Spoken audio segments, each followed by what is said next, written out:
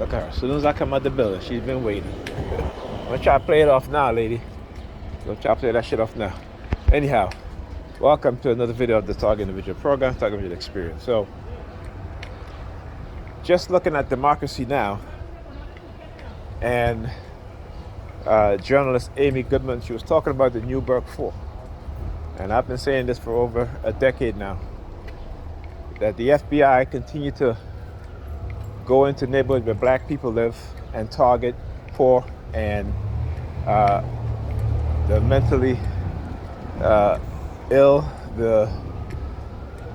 those who are born with cognitive deficiencies, and they create all sorts of elaborate plots and schemes to incarcerate, to arrest and convict and incarcerate young, poor black men, and particularly Muslim men, but not also Muslim, but any young black men or boys that they can participate in these sort of schemes in order to make themselves look like saviors. All right? We can always talk about the white savior complex.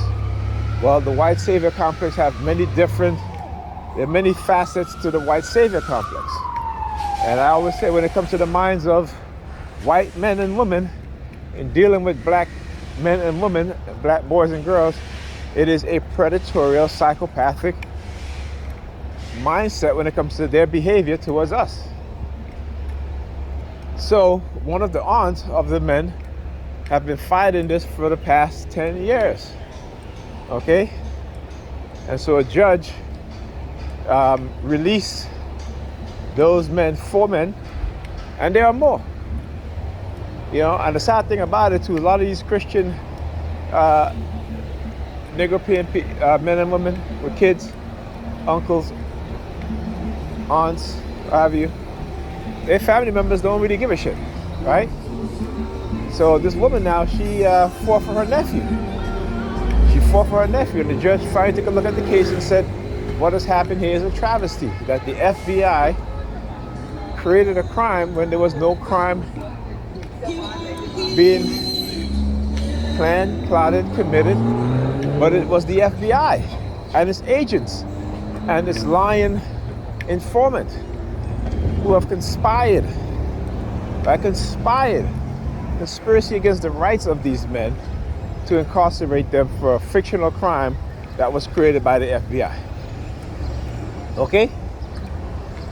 Now what has to be done is that these FBI agents and these informants need to be arrested and prosecuted for conspiracy against the rights of these men. Okay? That's what needs to be done. You know, these people who, like I said, they find themselves in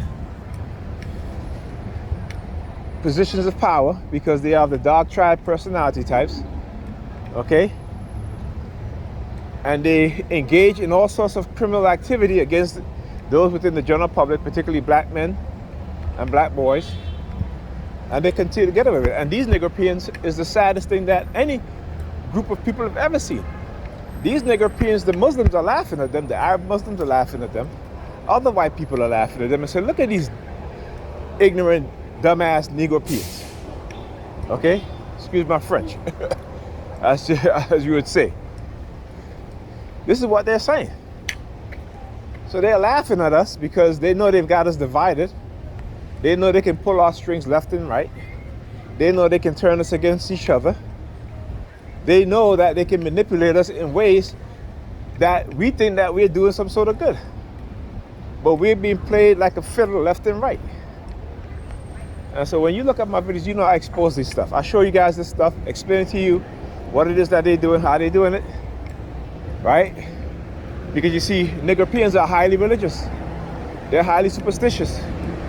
So when the government create technology in which they can manipulate our minds, or in which they orchestrate things to make it look as if it's some sort of supernatural thing going on, Negropeans will say, oh look, it's the power of God. No, it's not. It's the government, you dumbasses. It's called thought reform.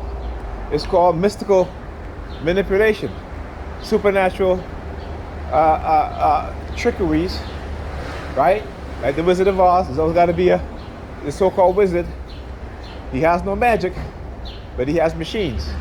He has people to move things around, to do things behind the scenes without you even know, to get information on you without you even know, right? And this brings it back to the FBI now. When they have access to the medical records of the hospitals, the mental industry, mental facilities, I should say the mental health industry facilities, they pick and choose, or they will bribe somebody and say, hey, we give you $150,000. We want you to, recruit some people, but these are the people we want you to recruit.